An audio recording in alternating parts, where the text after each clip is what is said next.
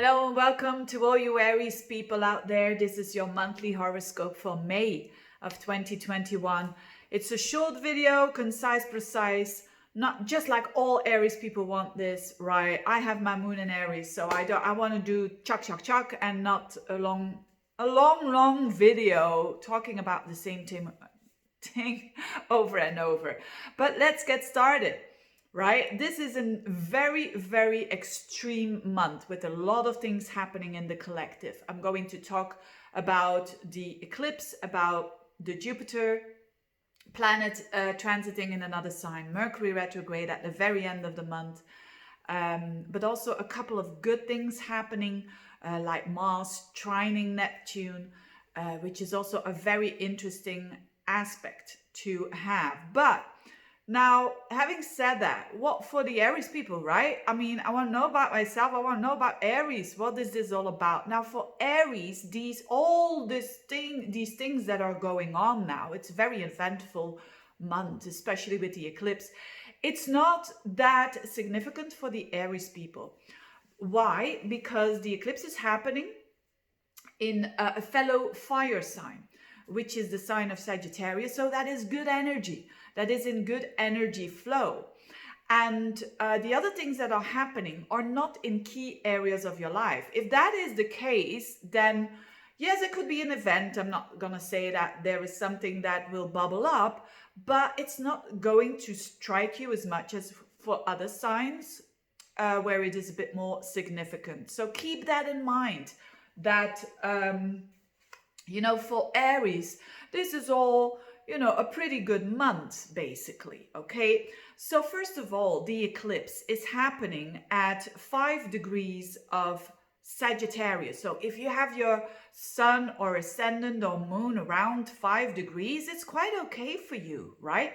So what does it mean? It's a lunar total eclipse, so it's a full moon on around and about the 26th of the month, but you feel it the whole month. So it's not bang on that day. And the moon will be in Sagittarius in your 9th house, opposing the sun in the 3rd house. So the moon, and this belongs to for those of you who know a bit about astrology, the Saros family North 5. 5 North is the eclipse family that this eclipse belongs to. And this is all about vision. It's all about intuition. It's all about seeing in advance what's going to happen, but already acting on it. And it is so true with the astrology around that day of the 26th, because then Mars is trining Neptune, which is exactly what this is all about. Mars is your doing, and Neptune is being visionary and feeling where you need to go. So definitely for you Aries, very inspiring lunar eclipse, because it's about the south node is about letting go, where the moon is, where this eclipse is falling. It is about letting go of old paradigms, of old structures in the head, which is the 9th house. And people don't do that often, because your beliefs, they are not changed easily. But now it is possible. And therefore, when you change your belief, you change your whole life. So what changes within, you're going to see that it changes without. So very interesting. It seems like nothing real is happening for you maybe, but at the background, you're putting some really new milestones, or not milestones, but new beginnings and truths in your life that are very practical, that are very real. The North Node and the Sun in your 3rd house of your day-to-day life, your day-to-day thinking, your environment, your siblings, your contacts on a daily basis, in the grocery store, with your neighbors, and so on. So it's a very down-to-earth kind of energy.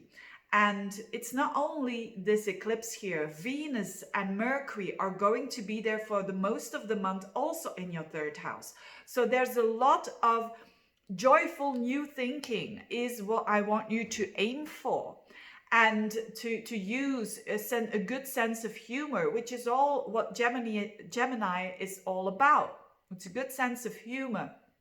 It's fantastic energy when you want to when you want to do sales, business, marketing, and all of that. If you want to learn something new, a skill, a language, this is all very, very good energy. So this eclipse has one thing though, around the 26th. So there is you have the vision, and your vision has changed. Like for instance, I'll give you an example. Maybe your vision was up until now like you have to work hard to get what you want. It could have been your vision, and you know, with Sun in Aries or Moon in Aries, you always kind of worked very hard to get what you want. But all of a sudden, you have that epiphany because something happens in your life, or just a realization that no, it can be done different as well. It can be done like, look, I just trust. I do my intention, but I just trust, and then it comes to me, and I don't have to do all the work. So it's about that, what I'm talking about. So this is huge, isn't it? Because if you start thinking so differently, your life is going to change a lot. Or it could be the other way around as well, you know, depending on your life. So very exciting for the Aries people.